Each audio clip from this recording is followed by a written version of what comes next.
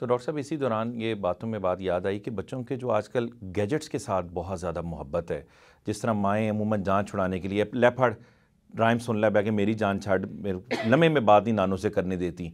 ये घर में हर दूसरे घर की कहानी, चाहे जिस मर्जी लेवल पर है, माएँ जान छुड़ाने के लिए मोबाइल दे देती हैं, यूट्यूब दे, उसमें हर तरह का कंटेंट अवेलेबल है।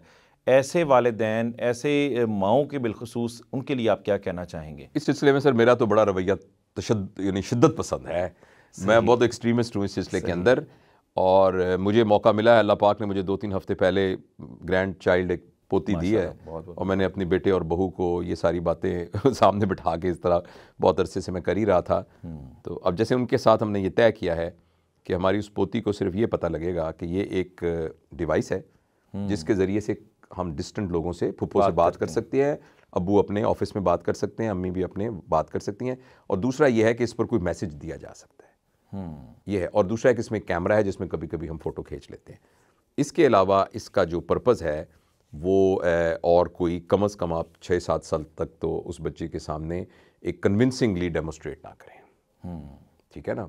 मैं तो इस तरह समझता हूँ। इस पर हम तफसील से बात कर सकते हैं, और ये बहुत ही ख़तरनाक बात है। इसके बारे में बहुत सी वीडियोस मौजूद भी हैं, मैंने भी इस सिलसिले में एक बात की हुई है बहुत ज़्यादा, और भी सब लोगों का यही ख्याल है कि ये बहुत ख़तरनाक है 7 साल की उम्र में बच्चे को एंटरटेनमेंट के लिए ये देना। दूसरा आप सवाल ये आपका जो था कि ये जो आजकल बहुत कॉमन है, माएँ दे देती हैं, एग्जैक्टली ये सवाल माएँ हमसे आके करती हैं। एक खातून बैठी हुई थी, उसके अपने हाथ में 2 मोबाइल पकड़े हुए थे, और उसने आके ये कहा कि मेरी बच्ची जी मोबाइल नहीं छोड़ती, 4 साल की, सारा दिन मोबाइल पे बैठी रहती है। तो मैंने कहा मुझे ये बताइए कि इस बच्ची का सोर्स ऑफ इनकम क्या है। उसने कहा जी क्या मतलब डॉक्टर साहब। मैंने कहा आखिर बच्ची कमाती कहाँ से, सोर्स। उसने 4 साल के बच्चे का क्या सोर्स ऑफ इनकम होना है। तो मैंने कहा फिर ये इसके पास 40,000 रुपये का मोबाइल कहाँ से आया। कहते वो तो मैंने लेके दिया। तो मैंने कहा अजीब बात है, एक बच्चे को छुरी पकड़ना आती नहीं थी, आपने उसको 2 धारी छुरी हाथ में दे दी है, और फिर कहते हैं ये हर रोज़ अपनी उंगली कटवा के आ जाता है। तो और दूसरा मैंने कहा कि आपके हाथ में 2 मोबाइल पकड़े हुए हैं। तो आप इसलिए ये वो जो पुरानी पहले हमने बात गुफ्तगू में शुरू की थी, इसका ताल्लुक ही इस बात से है कि आप जो बच्चे को बनाना चाहते हैं, आप वो बने हैं कि नहीं बने हैं।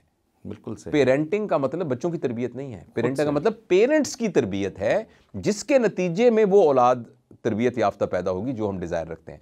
लिहाजा मोबाइल के सिलसिले में तो सिंपल ये है कि आप अपने ऊपर एक डिसिप्लिन लगाएं, बच्चा घर में देखे ही ना मोबाइल। आप घर के देखें ना, घर के बाहर एक छोटा सा एक टोकरी लगा दें, इस दरवाजे के बाहर जैसे है, जब सब लोग आए तो अपने अपने मोबाइल उस टोकरी में रख दें। बहुत अच्छा। फर्ज करें उनमें से एक आदमी पुलिस में काम करता है, जिसको किसी वक्त कॉल आ रही है, तो ठीक है उसका मोबाइल उसके पास है, सब बच्चे को भी पता है कि अब्बू पुलिस में है, इसलिए उनकी कॉल आ रही है, उनकी नीड है।